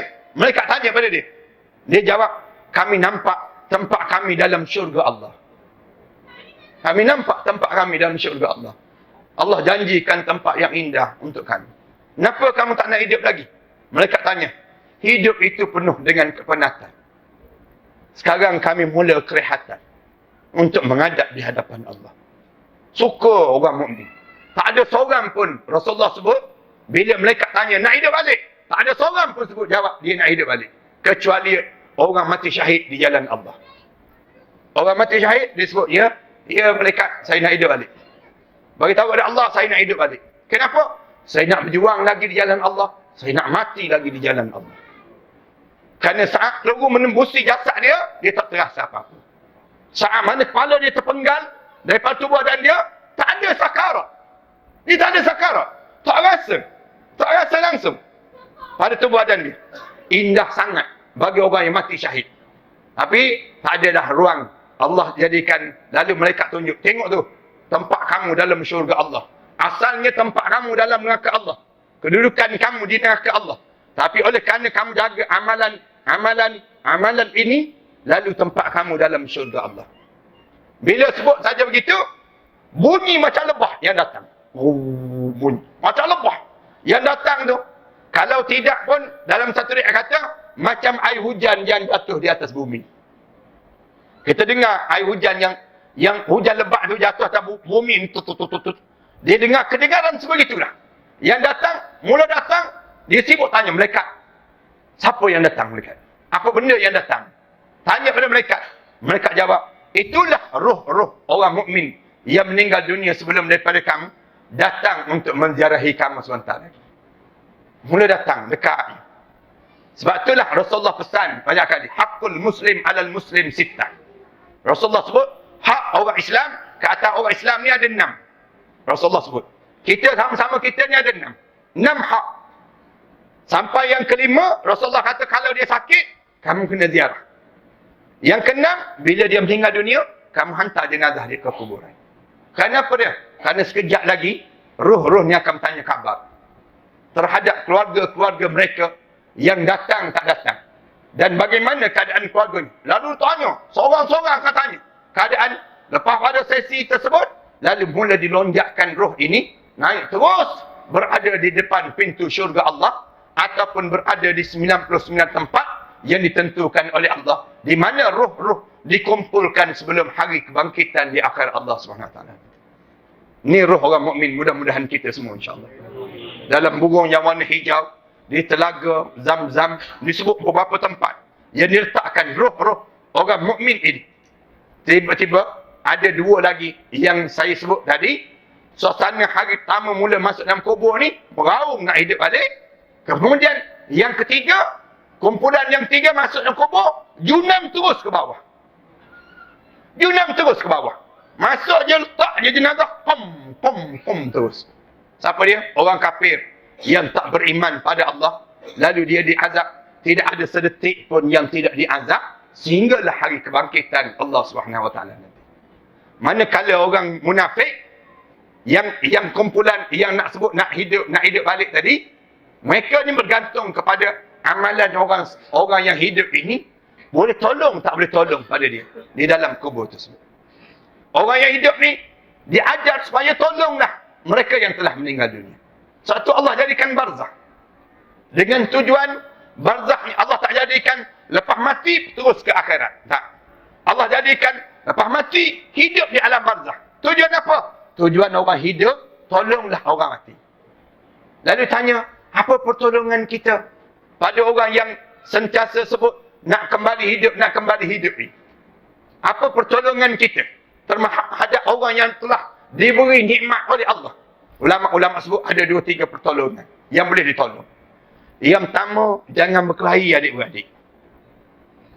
Jangan berkelahi dalam berebut harta pusaka.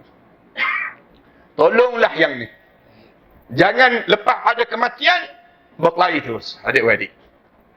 Siapa yang berkelahi adik-beradik, memang dia sedang buat zalim pada mereka yang telah meninggal dunia. Jangan berkelahi sama sekali.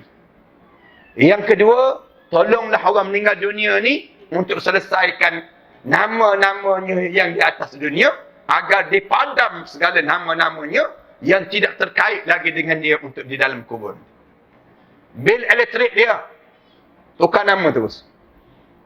Bil air dia, tukar nama terus. Jangan letak nama dia, jangan biarkan. Tanah dia, jangan nama dia lagi. Nama-nama tu mesti terlepas dah dia. Dia dah meninggal dunia dah. Jangan lekatkan hutang untuk dia. Sebab tu saya cadangkan, bila ayah-ayah kita dah berusia 60 tahun, 70 tahun ni, saya cadangkan anak-anak tukarlah nama bil air, bil api itu untuk anak-anak yang masih hidup. Bagi peluang pada arwah ayah kita bila dia meninggal dunia, hari pertama dia berada dalam syurga. Jangan dia beraung dalam kubur. Nama-nama ni mesti selesai. Termasuk hutang piutang dia. Termasuk yang dinamakan dengan wasiat dia. Malam pertama lepas kematian dia, selesaikan urusan wasiat dia. Wasiat. Dan wasiat tak terjadi pada mereka yang waris, yang dapat harta pusaka. Kalau dia dapat harta pusaka, dia kena bagi hibah sebelum mana dia mati. Hibah sebelum mati. Kalau dia tak hibah sebelum mati, maka tak dianggap wasiat. Tu kena faham betul-betul ada di kita. Yang ketiga, kalau dah dia tak ada dah yang ni, tolonglah buat pahala atas namanya. Tolong buat pahala atas nama mereka yang dah meninggal dunia ini. Buat pahala apa dia? Ambil duit kita, pergi ke masjid. Tuan, masjid ni saya rasa perlu dibesarkan lagi. Ambil duit saya 200,000. Saya niat untuk arwah ayah saya. supaya rumahnya indah dalam syurga Allah. Kita bagi pada AJK seorang. Bagi, ni saya niat untuk ayah saya, ibu saya. Dia mendidik saya jauh lebih besar daripada nilaian 200,000. Kita sebut demikian. Bina masjid, gali tenaga, bagi air, sumbangan air ataupun bayar bil elektrik, bil air surau dan masjid. Ini di antara cara membantu orang dalam kubur. Di atas diniatkan nama dia. Wakaf Al-Quran. Wakaf Al-Quran. Beli Al-Quran, bukan kita niat beli Al-Quran. Beli percetakan Al-Quran. Dapatkan Al-Quran, bagi pada mangsa-mangsa banjir. Yang Quran dia telah habis. Misal contohnya. Bagi kepada orang yang tak dapat beli Al-Quran. Baca Quran. Tak di masjid, tak di surau. Quran, niat wakaf. Orang baca Quran tersebut, pahala akan daftar. Akan sampai. Cara demikian. Sehingga mula bentuk anak-anak yang saleh. Anak-anak yang saleh mesti ada. Panggil anak yang saleh. Baik, macam mana nak dapatkan anak yang saleh? Pergi ma'a tahfiz. Jumpa dengan pengetua tahfiz. Ada tak anak-anak yang susah? Saya nak tanggung dia. Untuk dia menghafal Quran. Saya tanggung yuran dia. Pengajian dia seorang-seorang. Tersebut demikian. Anak itu jadi anak kita. Anak kita. Bila kita tanggung dia, setiap hari dia baca Quran, pahala sampai pada arwah ayah kita. Sampai. Pahala itu untuk arwah ayah kita, arwah ibu kita. Dia baca Quran. Sedangkan kita tanggung pengajian dia. Sampai dia khatam 30 juz dalam kepala dia. Lagi banyak pahala yang kita dapat. Melahirkan anak-anak yang saleh dalam hidup ini. Ini amalan kita. Bina masjid. Bantu rumah orang miskin. Disebut dalam hadis Rasulullah. Tujuh amalan ini disebut dalam hadis Rasulullah ini. Membantu mereka yang sedang meraung di dalam kubur. Bila kita boleh buat demikian, kemudian Rasulullah sebut lagi, sambungkan silaturrahim dengan kawan-kawan arwah yang meninggal dunia. Sambung silaturrahim. Pergi berjumpa. Makcik kenal tak mak saya, arwah ibu saya? Ya, tak kenal. Makcik ni kawan ibu saya tak? Ya. Makcik saya datang untuk menyambung silaturrahim. Bawa telur-telur senang cerita. Yang payah kan sekarang. Bagi hadiah pada makcik tu. Telur ni kan payah sekarang. Dapat. Bagi hadiah yang disebut dengan apa dia? Bagi bawa makanan-makanan. Bawa yang disebut dengan pakaian-pakaian. Tunjuk pada ibu, kawan-kawan kita ini. Kawan ibu-ibu kita ni. Arwah ayah kita ni. Sambungkan silaturahim. Sentiasa tanya khabar. Pakcik sihat tak? Telefon pada mereka. Semua tersebut akan mengembirakan arwah yang telah meninggal dunia. Cari saudara mara. Arwah-arwah yang telah meninggal dunia. Cari. Santuni mereka. Jangan kita diam. Jangan tak bergerak. Hari Minggu je bergerak. Cari saudara mara pada arwah ayah kita. Arwah ibu kita. Dan sambungkan silaturahim itu. Bagi menjadikan kubur itu bercahaya. Daripada asal dia sentiasa meraung di dalam kubur. Kemudian berubah kuburnya menjadi taman-taman syurga. Yang kemuncaknya doa yang tak putus-putus. Yang kita baca untuk dia. Dan kalau kita ada ruang dan masa. Ziarah kubur arwah ayah kita. Arwah ibu kita. Pada setiap malam Jumaat. Pada setiap malam Jumaat. Lepas pada Isyak. Hari Khamis malam Jumaat lepas Isyak. Ziarah kubur arwah ayah kita. Itu yang terbaik lah. Cuma orang kita ni malam Jumaat. Hantu maklimah balik ke rumah. Yang menyebabkan. Kebetulan pula kubur tempat kita ni dia letak jauh. Tempat kawasan jim bertendang. Dia pergi letak dalam hutan. Kawasan jauh daripada orang. Saya cadangkan kubur ni bukan jauh. Mesti dekat dengan surau. Mesti dekat dengan masjid. Kubur-kubur. Semua orang dalam kubur. Kalau kita boleh tanya pada mereka. Mereka nak apa? Nak dengar suara azan 5 kali sehari. Orang dalam kubur. Dia boleh dengar azan 5 kali sehari. Dia rasa gembira sangat. Dalam hidup ni. Dan kita perlu letakkan kubur ni dekat dengan masjid. Dulu-dulu begitu. Dulu-dulu. Masjid lama-lama, biasanya kubur dekat dengan masjid. Tapi masjid baru-baru ni, dia mula nak suruh tempat parking tu. Banyak. Dia nak buat taman tu banyak. Yang akhirnya kubur jauh daripada masjid. Yang tak sewajarnya. Tak wajar. Patutnya kubur ni dekat je dengan masjid. Yang mana tak datang masjid, baru pergi letak kubur dia jauh sikit. Itu senang cerita dengan demikian. Ini memudahkan nak faham. Orang tak berapa rajin datang masjid tu, kubur dia jauh lah. Orang yang rajin datang masjid, kubur dia mesti dekat dengan masjid. Kerana bila orang datang masjid, orang akan bagi salam pada kawasan kubur tersebut. Salam itu mengembirakan mereka yang dalam kubur. Setiap kali mana seorang hafiz, orang yang menghafal Quran, bagi salam. Assalamualaikum. Diringan semua azab kubur di saat tersebut. Kelebihan orang anak yang hafiz Quran, yang menghafal Quran, bila dia berdiri di atas kubur itu, mereka akan bagi tahu, wahai hamba Allah, anak kamu sedang berdiri di atas kubur kamu, menyampaikan kesejahteraan untuk kamu. Allah sedang mengangkat darjat kamu, dan Allah sedang memuliakan kamu. Mudah-mudahan kubur kita menjadi kubur yang ahli syurga Allah. Dan kita terjauh daripada suasana yang menakutkan dan mengerikan. Saya tak sempat malam ni nak cerita tentang bagaimana keadaan ngeri dalam kubur itu. Cukuplah saya sekadar malam ni saya gambarkan di antara suasana barzah yang kita hanya nak faham terhadap kita menziarahi barzah. Bagaimana keadaan barzah.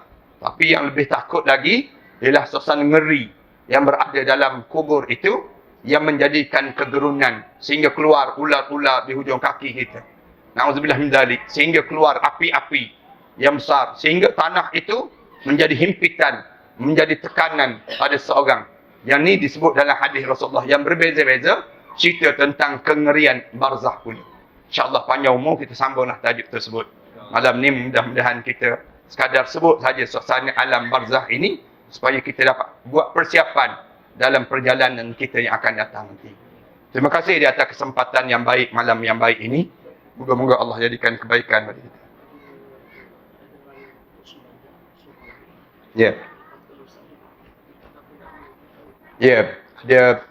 Ada edaran sumbangan untuk surau ni lah. Kita nak masuk Ramadan dah ni. Kemudian boleh jadi bulan Ramadan ni banyak lagi program-program yang nak diatur untuk surau ini. Bila tuan-tuan masukkan dalam sumbangan tu, tuan-tuan niat. Yang pertama niat, kalau boleh, niat zakat qada kita. Kalau kita pernah dapat sampai zakat, tiba-tiba zakat kita ni kita tak tunaikan. Jadi kita masukkan dalam tabung tu niat zakat qada. Zakat qada kita. Kalau lah kita dah tunai zakat, lalu kita niatkan untuk arwah ayah kita, arwah ibu kita, Allah tak akan kurangkan pahala tu untuk diri kita sama. Itu cara demikian. Yang ketiga, kita niat untuk kebebasan kita di akhirat nanti. Bila kita masuk saja sumbangan kita dalam tabung yang sedang bergerak nanti, minta supaya Allah jadikanlah kesenangan pada perjalanan aku yang akan datang nanti, ya Allah. Niat sepanjang masa begitu, insya-Allah. Dan kalau kita boleh gabung tiga-tiga niat tadi, dia akan menjadi pahala yang banyak lagi. Ni hebatnya Islam. Satu-satu ibadah yang digunakan melalui hati saja, itu niat. Niat ni melalui hati je, Allah bagi pahala. Dan bila kita niat yang banyak begitu, pahala akan lebih banyak. Lepas tu, kita niat lagi, ya Allah, sumbangan aku ni, subur lagi dah surau ini. Banyak lagi lah majlis ilmu yang boleh dilakukan, insyaAllah. Pahala tu lagi banyak pada diri kita. Jangan kita masuk begitu saja. Jangan. Sertailah amalan kita itu dengan niat yang baik. Itu cara kita lah. Bila kita menyumbang ini sendiri. Bila kita menyumbang, kita bagi apa saja, kita niat, ya Allah, jadikanlah kekuatan kita, ketinggian darjat kita di sisi Allah. Yang keduanya, tuan-tuan, di kat luar nanti ada beberapa buah karangan kitab yang saya susun. Saya dah karang lebih kurang 34 jenis kitab dah. Saya karang kitab ni di antara kitab yang saya rasa macam wajib lah kita memiliki kitab ini. Persiapan menjelang kematian. Bila dekat nak mati, nak buat amalan apa? Amalan apa yang terbaik? Saya susun dalam kitab ni satu-satu. Bila kita nampak dah tanda-tanda tu berlaku. Dan dia ada 3 bab saja. Bab waktu mana tak rasa lagi kematian berlaku. Kemudian bab bila kita dah memang rasa confirm kita akan mati dah. Dengan penyakit yang kita derita ini. Ada lebih kurang 10 amalan yang kita kena buat. Termasuk ada satu doa yang diajar oleh Rasulullah pada Abu Hurairah radhiyallahu anhu. Abu Hurairah dia pesan, Rasulullah pesan pada Abu Hurairah, nak tak kalau sekiranya kamu tahu dah kamu ni akan mati. Misalnya contoh doktor bagi tahu, kamu ni akan ditidurkan. Dan tidur ni tak ada jaminan bangun balik ataupun tidak. Baca doa ni, Rasulullah sebut. Baca doa ni pada Abu Hurairah. Lalu Abu Hurairah kata, boleh ya Rasulullah, apa kelebihannya? Lalu Rasulullah kata, bila kamu baca doa ni, kemudian kamu tidur, kemudian kamu meninggal dunia, kamu masuk dalam kubur, terus ke dalam syurga Allah SWT. Allah haramkan jenazah kamu dihumban ke dalam api neraka Allah. Saya dapatkan doa ni waktu mana Abu Hurairah ajar sahabat-sahabat sampai pada guru saya. Waktu mana saya belajar di Al-Azhar dahulu. Kemudian doa ni doa yang diajar oleh Rasulullah pada Abu Hurairah, guru saya baca. Bila guru saya baca, kami ramai-ramai ikut. Lepas dia ikut tu, guru saya disebut, aku ijazahkanlah doa ini pada kalian semua. Kami pun jawab, kami terimalah doa ini. Malam ni saya nak baca juga. Jemaah ikut doa yang saya baca ni. Kemudian lepas pada ni saya sebut, saya ijazahkanlah doa ini pada setiap jemaah yang hadir. Jemaah jawab, kami terimalah. Boleh tak? InsyaAllah. Baca kuat-kuatlah supaya kita boleh, paling-paling tidak sekali dalam seumur hidup kita, kita tak boleh baca doa ni. Doa bersama ya. La ilaha illallah. La ilaha illallah. Yuhyi wa yumit. Yuhyi wa yumit. Wa huwa hayyun. Wa huwa hayyun. La yamut. La yamut. Wa subhanallah. Subhanallah. Rabbil ibad. Rabbil ibad. Wal bilad. Wal bilad. Walhamdulillah. Walhamdulillah. Hamdan. Hamdan. Kathiran. Kathiran. Tayyiban. Tayyiban. Mubarakan fi. Mubarakan fihi. Ala kulli halin. Ala kulli halin. Allahu akbar. Allahu akbar. Kabiran kibriya. Kabiran kibriya. Rabbina. Rabbina. Wa jalalatuhu. Wa jalalatuhu. Wa qudratuhu. Wa qudratuhu. Bikulli makanin. Kulli makanin. Allahumma. Allahumma. In kunta. In kunta. Amrattani. Amrattani. Litaqbida. Taqbida. Litaqbida. Litaqbida. Ruhi. Ruhi. Fi awwali. Fi awwali. Maradi. Maradi. Hada. Hada. Faj'al ruhi. Faj'al ruhi. Fi arwahi. Fi arwahi. Man sabaqat. Man sabaqat. Lahum. Lahum. Minkal husna. Minkal husna. Wa ba'idni. Wa ba'idni. Minan nar. Minan nar. Kama ba'adta. Kama ba'adta. Awliya'aka. Awliya'aka. Alladhina sabaqat. Alladhina sabaqat. Lahum. Lahum. Minkal husna. Minkal husna. Amin ya rabbal alamin. Amin ya rabbal alamin. Saya ijazahkanlah doa ini pada semua jemaah yang hadir pada malam ini. Jemaah sekalian, gunakanlah kitab ini. Tuan-tuan boleh belajar daripada kuliah-kuliah. Kalau ada ustaz-ustaz, ustazah-ustazah, boleh ajar di surau-surau, di masjid-masjid yang kalian mengajar, kalian ajar. Kalau tak boleh mengajar di masjid surau pun, ajar di rumah masing-masing. Baca pada keluarga masing-masing. Saya guna bahasa yang paling mudah saja. Tuan-tuan baca nanti tuan-tuan boleh faham. Mudah aja. Kemudian ajar pada anak-anak kita. Sebut pada anak-anak kita. Sebut pada keluarga kita. Abah nak keluarga kita semua dalam syurga Allah. Kita sebut pada keluarga kita ni, bagi tahu pada mak kita, ayah kita, mak, agar mak masuk dalam syurga Allah. Agar ayah masuk dalam syurga Allah. Bagi pada mereka hadiah kitab-kitab macam ni. Bila kita ziarah orang sakit pun, saya cadangkan bagi hadiah kitab macam ni. Bila kita ziarah, kita dengar orang sakit, kita pergi ziarah, bawa kitab ni, pergi hadiah pada mereka. Jauh lebih baik daripada kita bagi durian, nangka, mempelam tu. Kita bagi kitab ni, dia nampak, dia tajuk kitab ni, dia faham lah. Matilah tu senang cerita. Nak sebut tak tergamak sangat. Jadi kita bagi hadiah-hadiah macam ni, dia akan menggembirakan hati dia untuk dia menghadap di hadapan Allah. Biar dia jadi baik sangka dengan Allah. Bila dia baik sangka dengan Allah, maka dia akan jadi seronok untuk saat menghadap depan Allah itu. Saya karang lagi kitab yang disebut dengan jadikan kematian kamu husnul khatimah. Ini di antara kitab-kitab yang nak jadikan kematian kita, macam mana nak suruh kita mati dalam keadaan husnul khatimah. Kemudian saya karang lagi kitab, ni suamiku, nafkahku di mana. Ini sesuai dengan isu semasa sekarang ni lah. Isu semasa yang berlaku dalam masyarakat kita. Saya sendirinya sedang menyiapkan tesis PhD saya. Saya sedang buat ijazah kedoktoran di Indonesia dalam bidang hukum keluarga. Dan saya siapkan satu karangan kitab ni lah untuk supaya kita ni rasa bertanggungjawab dalam kekeluargaan. Nafkah tu jangan kita nampak duit saja, tapi nafkah batin yang kadang-kadang orang kita tercuai dalam menunaikan tanggungjawab tersebut.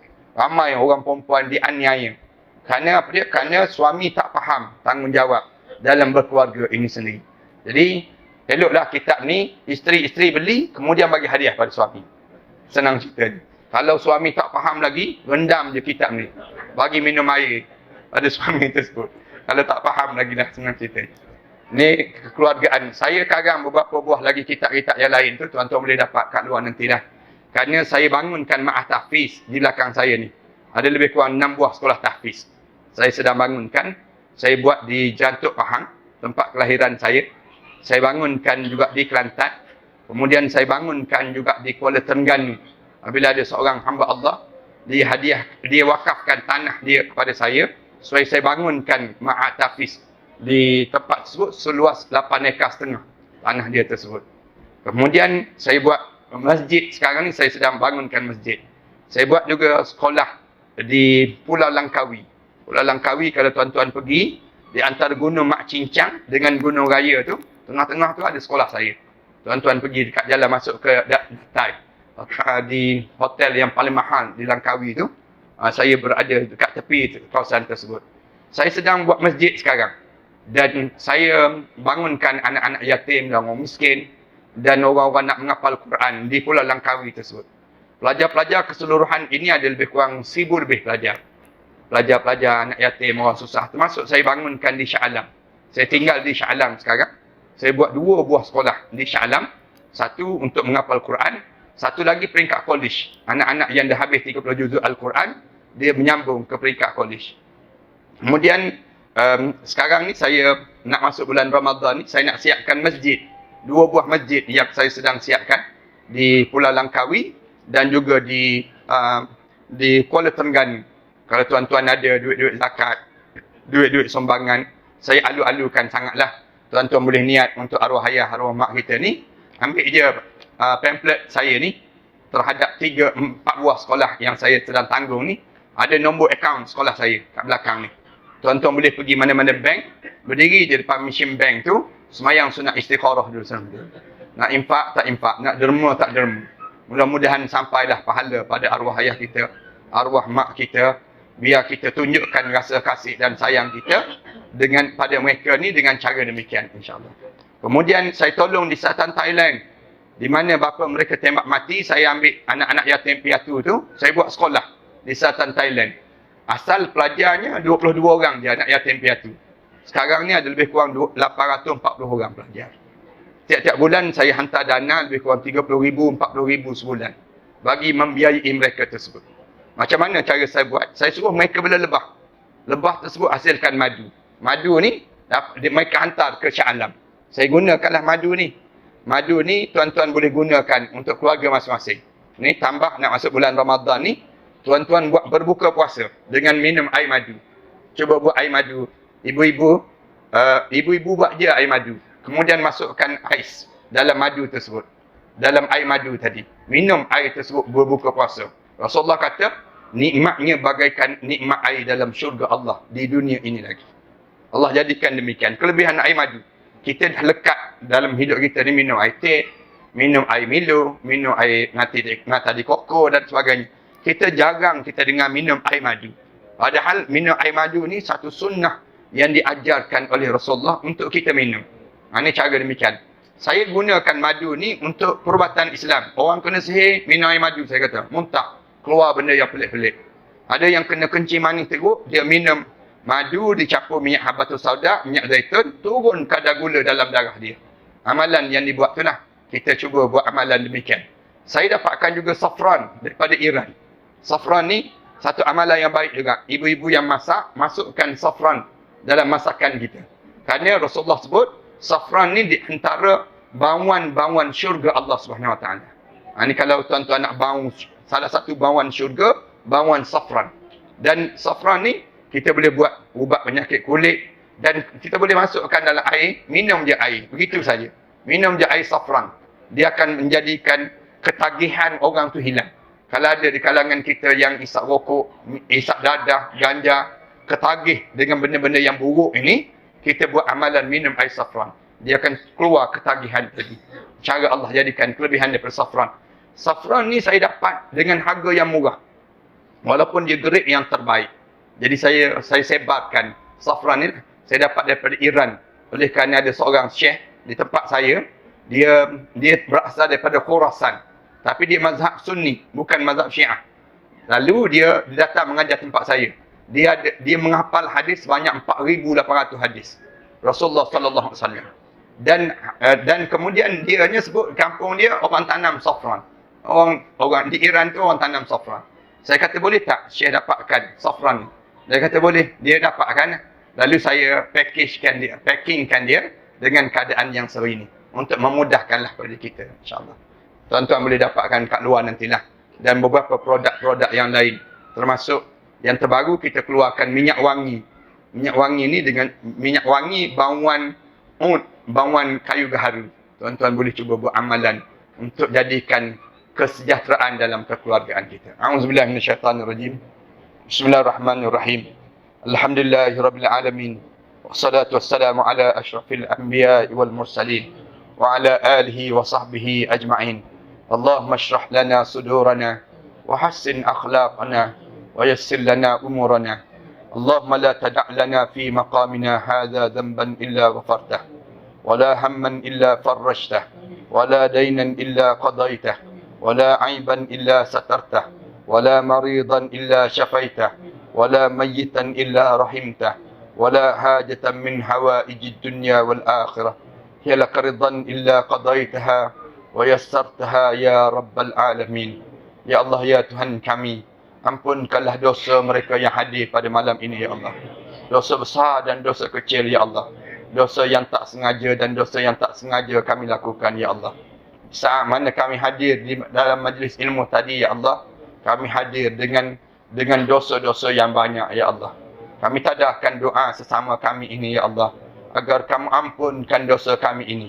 Saat mana kami melangkah keluar daripada rumah kami ini ya Allah, segala dosa-dosa yang pernah kami lakukan sebelum daripada ini digugurkan di sisi kamu ya Allah. Saat mana kami hadir tadi ya Allah, kami datang dengan penyakit-penyakit yang banyak ya Allah. Kami tadahkan doa sesama kami ini ya Allah, agar kamu sembuhkanlah segala penyakit yang kami deritai ini ya Allah. Ya Allah, ya Tuhan kami, saat mana kami hadir di dalam rumah kamu ini tadi ya Allah, keluarga anak cucu kami seringkali berantakan ya Allah. Kamu damaikanlah rumah tangga mukmin itu ya Allah. Kamu jadikanlah kebahagiaan dalam kekeluargaan itu ya Allah. Kamu jauhkanlah kekeluargaan mukmin itu daripada gangguan-gangguan syaitan yang seringkali mengganggu rumah tangga mukmin itu ya Allah. Ya Allah, ya Tuhan kami, saat mana kami hadir di rumah kamu ini ya Allah, anak-anak kami sedang mengulangi pengajian mereka ya Allah. Kamu jadikanlah anak-anak kami anak-anak yang saleh ya Allah. Anak-anak yang faqih terhadap agama kamu ya Allah, memahami tujuan dan matlamat hidup ini ya Allah. Ya Allah, ya Tuhan kami, agar anak-anak ini ya Allah, di kala mana kami meninggal dunia nanti ya Allah, mereka lah yang akan memandikan jenazah kami nanti ya Allah. Mereka juga akan mengkafankan jenazah kami nanti ya Allah. Di saat mana kami menghadap di hadapan kamu nanti ya Allah, kubur kami tidak sunyi daripada doa-doa anak yang saleh kami ini ya Allah. Ya Allah, ya Tuhan kami, betapa banyaknya kesilapan yang kami lakukan di dunia ini ya Allah. Kamulah yang Rahmanur Rahim, yang mengampun segala kesilapan kami itu ya Allah. Ampunkanlah kesilapan kami yang lalu ya Allah. Tunjukkanlah jalan hidup kami dengan penuh yang kebaikan ya Allah. Kesilapan-kesilapan yang kami lakukan sebelum daripada ini ya Allah, kamu tolong hapuskanlah ya Allah. Kesilapan-kesilapan yang pernah kami lakukan sebelum daripada ini, kami lakukan dengan penuh kejahilan ya Allah. Kamu ampunkanlah kami ya Allah. Kamu maafkanlah kesilapan kami itu ya Allah. Ya Allah, izinkan bibir kami menyebut La ilaha illallah Muhammadur Rasulullah di akhir perjalanan hidup kami nanti ya Allah. Saat nafas kami mula keluar daripada jasad kami nanti, ya Allah, kamu wangikanlah tubuh badan kami, ya Allah. Kamu ampunkanlah dosa kami, ya Allah. Kamu gugurkanlah dosa kami di saat mana dimandikan jenazah kami nanti, ya Allah, dengan guguran air merenjis badan kami itu, ya Allah. Saat mana dikapankan jenazah kami nanti, ya Allah, kamu putihkanlah amalan kami lebih putih daripada kapan yang balut jasad kami itu, ya Allah. Saat mana dimandikan jenazah kami nanti, ya Allah, jadikanlah anak-anak kami yang paling soleh, ya Allah. Ia memandikan jenazah kami, ia akan mengusung jenazah kami, ia akan menjadi imam terhadap solat jenazah kami nanti, ya Allah. Ya Allah, ya Tuhan kami, jadikanlah kematian kami kematian yang terindah dalam hidup kami, ya Allah. Kematian yang husnul khatimah, ya Allah. Jadikanlah anak-anak kami yang soleh itu, ia akan mengusung jenazah kami nanti, ya Allah, membawa kami ke liang lahat nanti, ya Allah. Di kala mana diturunkan jenazah kami nanti, ya Allah, rahmatilah kami, ya Allah. Ringankanlah himpitan kubur itu, ya Allah. Jadikanlah kewangian kubur itu menjadi taman pada taman-taman syurga, ya Allah. Di kala mana sunyinya kubur kami nanti, ya Allah, jangan sunyikan daripada doa-doa anak yang saleh untuk kami, ya Allah. Ya Allah, ya Tuhan kami, di malam pertama kami di barzah nanti, ya Allah, ketemukanlah kami dengan arwah ayah kami, arwah ibu kami, arwah datuk nenek moyang kami, arwah-arwah yang telah meninggal dunia sebelum daripada kami di Illiyin, ya Allah. Saat menjelang Ramadan sebegini, ya Allah, kerinduan itu seringkali bertandang dalam hidup kami, ya Allah. Rindu saat kami membesar di atas dukungan arwah ayah kami dahulu, ya Allah. Rindu saat kami tertidur di atas ribaannya dahulu, ya Allah. Rindu saat pelukan yang indah itu, ya Allah. Rindu saat dahi kami dikucuk berkali-kali oleh ibu dan ayah kami, ya Allah. Rindu saat tangannya menyuap-nyuap ke bibir kami, ya Allah. Rindu, ya Allah. Kami rindu saat kami mengaminkan doa arwah ayah kami dahulu, ya Allah. Rindu saat kami dipimpin tangan kami untuk sujud dan sujud pada kamu, ya Allah. Rindu, ya Allah. Kamulah yang mengetahui betapa rindunya kami pada mereka yang telah meninggal dunia sebelum daripada kami ini, ya Allah. Kamu satukanlah hati adik-beradik kami, ya Allah. Kamu jauhkanlah pertengkaran sesama kami ini, ya Allah. Kamu satukanlah kekeluargaan kami, ya Allah. Kamu jadikanlah pertemuan kami pertemuan yang terindah dalam kehidupan kami nanti, ya Allah. Ya Allah, ya Tuhan kami, ampunkanlah dosa kami terhadap kedua ibu bapa kami, ya Allah. Khususnya dosa kami terhadap ibu kami, ya Allah. Seketika dahulu, ya Allah, kami mengakui kami pernah bercakap kasar di hadapan ibu kami, ya Allah. Kami pernah meninggikan suara di hadapan ibu kami, ya Allah. Kami pernah membentak-bentak kata-kata ibu kami, ya Allah. Kami pernah melihat air mata ibu kami mengalir lesu di kesat-kesatnya, di pipinya itu, ya Allah, terhadap kelakuan dan tingkah laku kami, ya Allah. Kami tidak sengaja, ya Allah. Kami tidak sengaja, ya Allah. Kami tidak sengaja melukakan hati ibu kami, ya Allah. Ampunkanlah dosa kami, ya Allah. Ampunkanlah kesilapan kami di kala itu, ya Allah. Ya Allah, kerana dosa-dosa itu kau pula, ya Allah, yang menyebabkan hidup kami seringkali diuji dan diuji dalam hidup ini, ya Allah. Kerana dosa-dosa itu kau pula, ya Allah, yang menyebabkan kamu berpaling daripada rahmat kamu untuk kami, ya Allah. Kerana dosa-dosa itu kau pula, ya Allah, yang menyebabkan anak-anak kami enggan mendengar kata bicara kami, ya Allah. Kerana dosa-dosa itu kau pula, ya Allah, yang menyebabkan rezeki kami menjadi sukar dalam hidup ini, ya Allah. Kerana dosa-dosa itu kau pula, ya Allah, yang menyebabkan solat kami tidak sekhusyuk dahulu lagi, ya Allah. Kerana dosa-dosa itu kau pula, ya Allah, yang menyebabkan doa-doa kami tidak didengari lagi di sisi kamu, ya Allah. Kerana dosa-dosa itu kau pula, ya Allah, hati kami menjadi sekeras batu ini, ya Allah. Kerana dosa-dosa itu kau pula, ya Allah, agama-agama kamu seringkali sukar untuk dimasukkan dalam badan kami, ya Allah. Ya Allah, kerana dosa-dosa itu kau pula, ya Allah, kami tidak bangun sebagaimana kami bangun di penghujung malam dahulu lagi, ya Allah. Kerana dosa-dosa itu kau pula, ya Allah, tiada lagi rasa belas dan ihsan kami kepada sesama kami ini, ya Allah. Ya Allah, seburuk mana pun kami ini, ya Allah, sekeji mana pun kami ini, ya Allah, sejahat mana pun kami ini, ya Allah, sebanyak mana pun kesilapan yang pernah kami lakukan di dunia ini, ya Allah, sejijik apa pun kami ini, ya Allah, segunung mana pun kesilapan yang pernah kami lakukan di dunia ini, ya Allah, Pandanglah kami dengan pandangan rahmat kamu, ya Allah. Pandanglah kami dengan pandangan rahmat kamu, ya Allah. Pandanglah kami dengan pandangan rahmat kamu, ya Allah. Rabbana alaika tawakkalna wa ilaika anabna wa ilaikal masir. Rabbana ij'alna muqimas salah wa min dhurriyyatina rabbana wa taqabbal du'a. Allahumma ballighna bi Ramadan. Allahumma ballighna bi syahri Ramadan. Allahumma ballighna bi syahri Ramadan.